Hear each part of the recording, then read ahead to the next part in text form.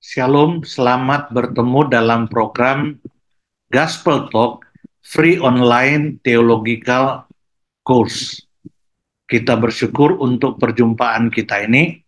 Kita akan melanjutkan pembelajaran kita, tetapi sebelumnya marilah kita bersatu dalam doa. Bapa, kami bersyukur untuk perjumpaan kami saat ini. Kami mau melanjutkan proses pembelajaran kami. Kami membutuhkan pertolongan-Mu. Karena itu kami menyerahkan waktu ini ke dalam anugerah-Mu. Biarlah pembahasan kami saat ini hanya jadi dalam nama Allah Bapa, Allah Anak, Allah Roh Kudus. Amin. Saudara-saudara, kita sudah membahas dua bagian besar tentang pengantar teologi Kristen. Yang pertama, kita sudah membahas tentang keutuhan definisi teologi. Keutuhan definisi teologi. Yang kedua, kita sudah membahas keutuhan syarat berteologi. Dan dalam perjumpaan kita saat ini dan beberapa waktu ke depan lagi, kita akan membahas bagian ketiga, keutuhan karakter teologi. Jadi teologi yang sejati pasti menghasilkan karakter teologi yang sejati. Itu yang akan menjadi pokok pembahasan kita saat ini.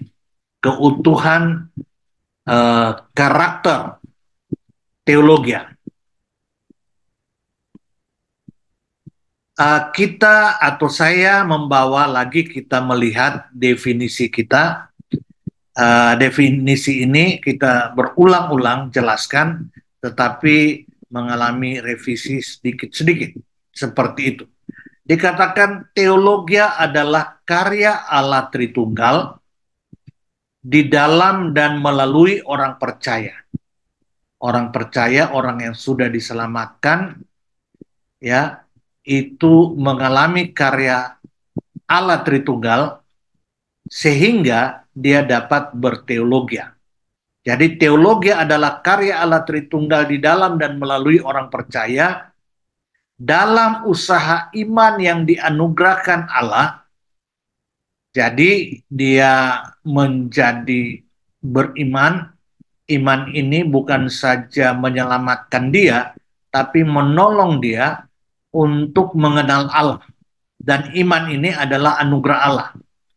Untuk merumuskan pemikiran dan pemahamannya tentang Allah dan kehendaknya berdasarkan keutuhan kebenaran Alkitab. Perhatikan kata keutuhan, jadi tidak sepotong-sepotong, keutuhan, Kejadian sampai Wahyu. Ya, keutuhan kebenaran Alkitab yang adalah firman Allah tertulis. Kalau tidak mengimani Alkitab adalah firman Allah tertulis, maka tidak mungkin kita dapat berteologi. Oleh pertolongan dan iluminasi Allah Roh Kudus. Jadi karya Allah Tritunggal, secara khusus karya Allah Roh Kudus dalam menolong dan mengiluminasi kita. Melalui, ini pertolongan Roh Kudus, melalui prinsip penafsiran yang benar, sehingga teologi tersebut yang terwujud dalam keutuhan karakter teologi ortodoksi yang ortopati dan ortopraksi. Perhatikan, yang jadi berarti tidak terpisahkan, ortodoksi, ortopati, dan ortopati satu kesatuan karakter. Ya, ortodoksi yang sejati pasti menghasilkan ortopati dan pasti menghasilkan ortopraksi. Jadi utuh. Jadi ya, teologi yang sejati pasti berdampak lahirnya karakter teologi ortodoksi yang ortopati dan ortopraksi, karakter teologi infiltratif yang konfrontatif, integratif, dan kristalitatif, Kita sudah menyinggung sebelum-sebelumnya istilah-istilah ini, tapi kita secara khusus akan mengulangi dan membahas secara uh, khusus juga dan proporsional, serta karakter teologi eksklusif yang inklusif dan diversitif, yang semuanya terarah bagi kemuliaan Allah Tritunggal. Jadi teologi yang merupakan karya Allah pasti menghasilkan keutuhan karakter, paling tidak keutuhan tiga tiga karakter besar uh, tersebut, seperti itu, ya. Selanjutnya dijelaskan, orang yang berteologi adalah orang yang mengenal Allah. Jadi teologi itu menjadikan orang yang berteologi itu mengenal Allah dan kebenaran Allah, dan pengenalan akan Allah dan kebenarannya ini atau itu akan memerdekakan orang tersebut dari dosa.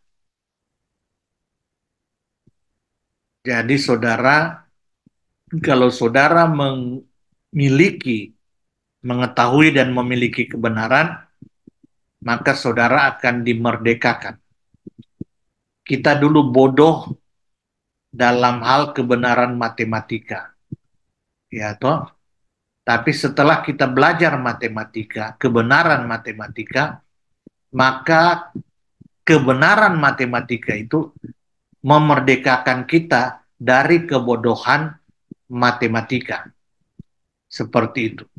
Di mana saja kebenaran itu ditemukan, kebenaran itu punya kuasa memerdekakan. Apalagi kebenaran Alkitab. Seperti itu, ya. Jadi pasti akan memerdekakan orang tersebut. Dikatakan selanjutnya, sehingga menghasilkan hidup yang benar secara objektif maupun subjektif. Saya sudah pernah menjelaskan istilah objektif dan subjektif. Objektif artinya di luar kita, subjektif di dalam kita. Di luar kita artinya ya kita menjadi benar secara objektif karena berada dalam Yesus yang benar, sehingga kita menjadi benar. Tetapi waktu kita berada dalam Yesus yang benar itu, sehingga kita menjadi benar, maka kebenaran itu juga akan memerdekakan kita, sehingga kita bukan saja menjadi benar secara status atau secara objektif, tetapi juga secara subjektif. Artinya kita kebenaran itu ya menjadi bagian kita. Kita makin hari makin hidup sesuai dengan kebenaran, ya, baik secara ortodoksi, ortopati, ortopraksi, atau dalam bahasa ilmu pendidikan, ya, secara kognitif, afektif, dan psikomotoris.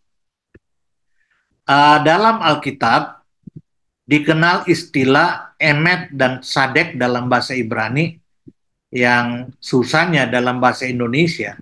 Kata emet dan sadek yang berbeda ini diterjemahkan dengan satu kata kebenaran.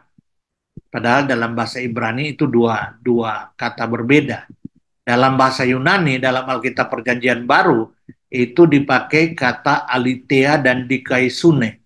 Dalam bahasa Indonesia, aletheia dan dikaisune itu disayangkan diterjemahkan dengan kata kebenaran atau benar. Padahal dalam bahasa Inggris berbeda. Emet bahasa Ibrani atau aletheia bahasa Yunani itu dalam bahasa Inggris diterjemahkan dengan truth. Ya, truth, kebenaran. Ya, jadi kebenaran secara objektif. Ya, itu kebenaran Allah. Tapi pada waktu kita berada dalam kebenaran Allah, dalam Yesus, maka kita akan berproses secara progresif mengalami kebenaran secara dalam bahasa Ibrani sadek, bahasa Arab sodik, ya, benar, benar secara subjektif. Sadek itu bahasa Ibrani, bahasa Yunani dikaisune, dikaisune, bahasa Inggris righteousness. Jadi emet alitea bahasa Inggrisnya truth, sedangkan sadek dan dikaisune diterjemahkan dalam bahasa Inggris itu righteousness. Apa beda emet dan emet alitea dan sadek dikaisune atau truth dan righteousness? Ya, truth artinya kebenaran yang objektif, sedangkan righteousness atau dikaisune atau sadek itu kebenaran yang subjektif. Artinya setelah kita berada dalam kebenaran, kebenaran itu memerdekakan kita sehingga kita mengalami kebenaran secara subjektif, kebenaran dikaisune, kebenaran righteousness, kebenaran sadek. Seperti itu, ya. Pasti terjadi seperti itu. Itu sebabnya saudara, ya, Roma 11 ayat 36 menjelaskan sebab segala sesuatu adalah dari Dia, termasuk pengenalan kita akan Dia, ya, pengenalan atau teologi kita, ya, memahami kebenaran Allah. Sebab segala sesuatu itu teologi dari Allah, oleh Allah, dikerjakan oleh Allah, karya Allah Tritunggal, dan kepada Allah, kepada Dia, bagi Dialah kemuliaan sampai selama-lamanya. 1 Yohanes 2 ayat 4, barang siapa berkata, aku mengenal Dia, Yesus, tetapi ia tidak menuruti perintahnya, atau kebenarannya, atau kehendaknya, ia adalah seorang pendusta, dan di dalamnya tidak ada kebenaran.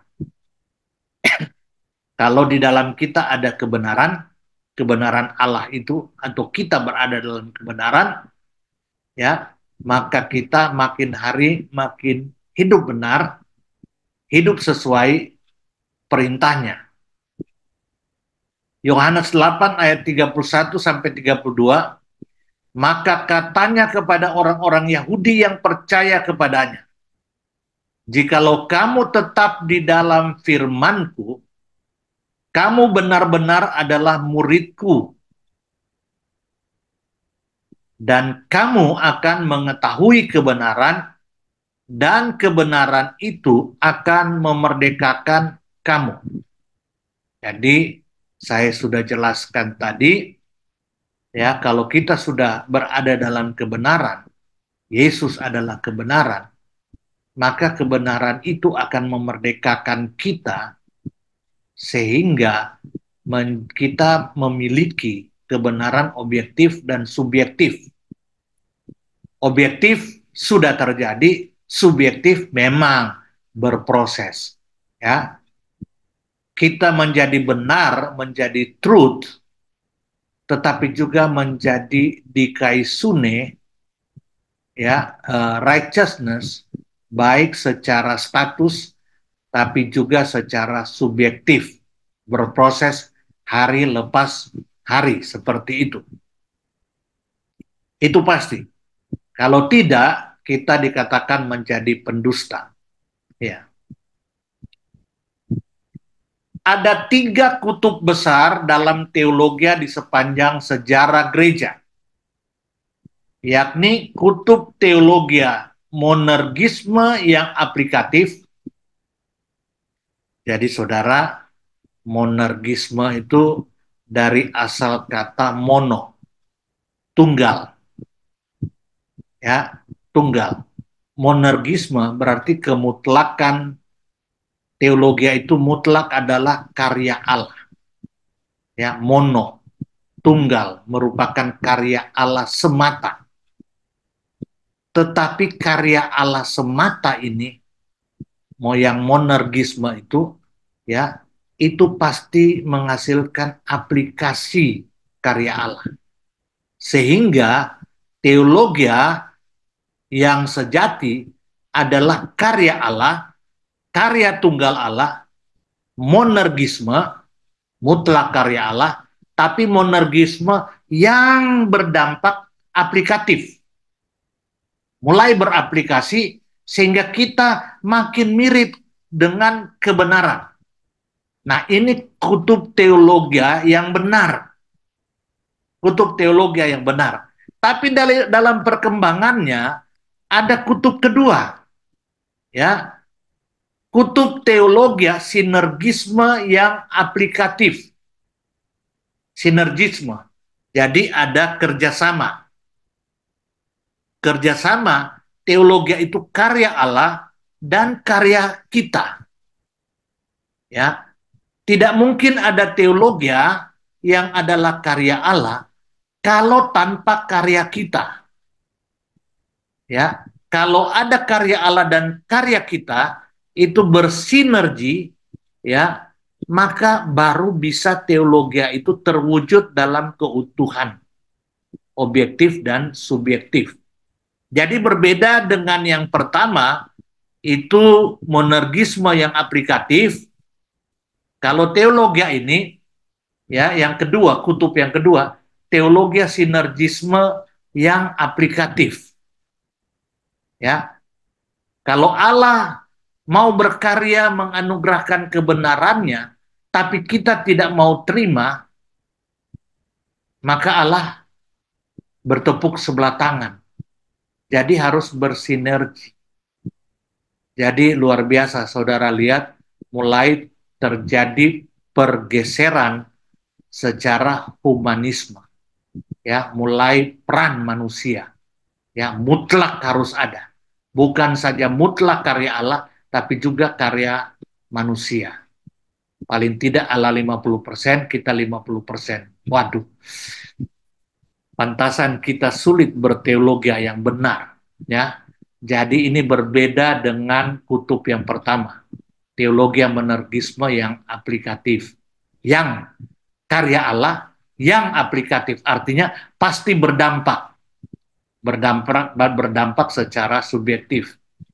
Tapi sinergisme katakan tidak bisa hanya karya Allah, harus juga karya kita, baru teraplikatif. Jadi kutub kedua, teologi sinergisme yang aplikatif. Kutub ketiga, ya, kutub ketiga adalah teologi, kutub teologi monergisme tidak aplikatif. Saudara, saudara sempat heboh-heboh ya tentang progresif, Kristen progresif. Nah, itu sama dengan juga teologi progresif. Satu sisi secara subjektif itu progresif, karya Allah itu akan berproses. Tetapi ya, apa namanya, teologi yang progresif dalam pengertian menjadi teologi itu berawal dari sinergisme yang aplikatif, lanjut berpuncak pada monergisme, karya Allah tidak aplikatif. Jadi itu benar karya Allah, tapi tidak harus teraplikasi, ya, tidak harus, tidak perlu teraplikasi, ya. Jadi Tuhan Yesus ini seperti universalisme, ya. Tuhan Yesus sudah menyelamatkan, ya, kita manusia, dan itu berdampak bukan hanya kepada kita, tetapi juga kepada semua orang. Nanti kita akan belajar Itu mulai dari sebenarnya dari Bapak Gereja, kalau tidak salah Origenes, seperti itu, ya.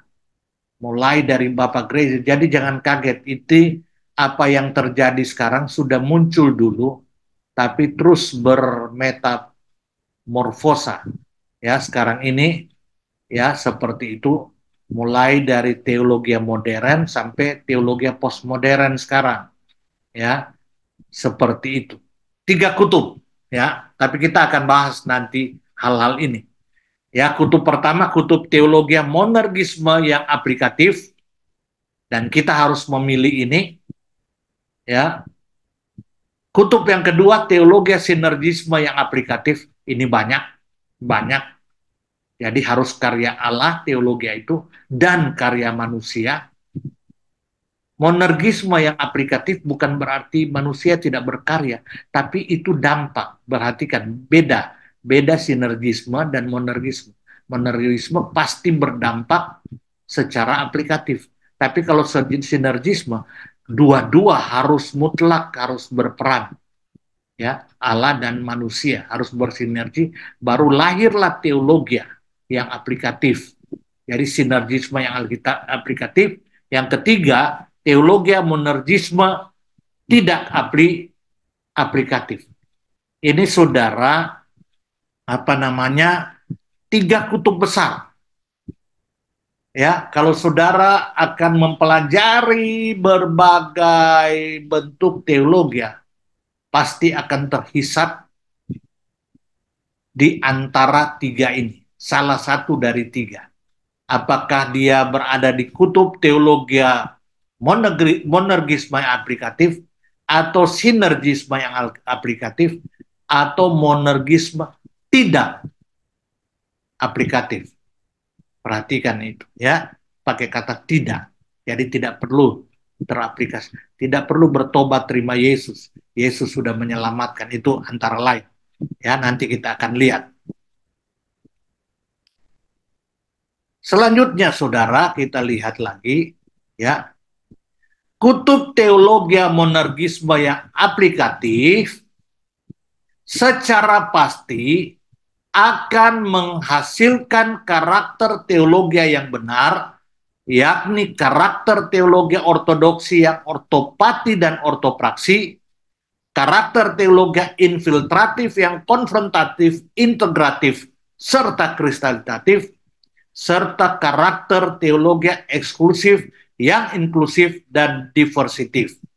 Ketiga karakter ini kita akan bahas pada perjumpaan kita selanjutnya supaya lebih tersistematis.